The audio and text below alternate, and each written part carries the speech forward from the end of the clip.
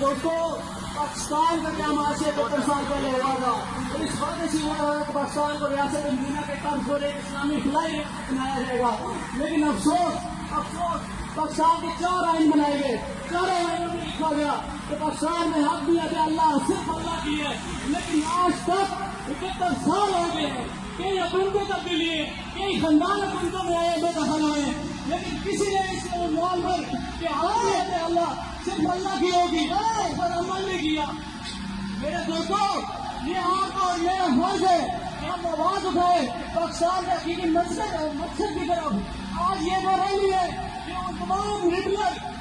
NGOs کا تھا مومبتی mafia کے خلاف ہے کہ تجار ہے، تم لاکھ کوششیں کر لو، تم کروڑوں ڈالر خرچ کر لو، لیکن تم اس ملک کے عوام سے، اس ملک کی یوتھ سے تم نہ نظریہ پاکستان کو نکال سکتے ہو، نہ ختم نبوت کو نکال سکتے ہو، نہ ناموس صحابہ کو نکال سکتے ہو، نہ ناموس رسالت کو نکال سکتے ہو۔ اور دور میں ایسے لوگ کھڑے رہیں گے اور دور میں ان لوگوں کی آواز اٹھائی جائے گی جو ناموس رسالت کے لیے اپنا حق ادا کرتے رہیں گے۔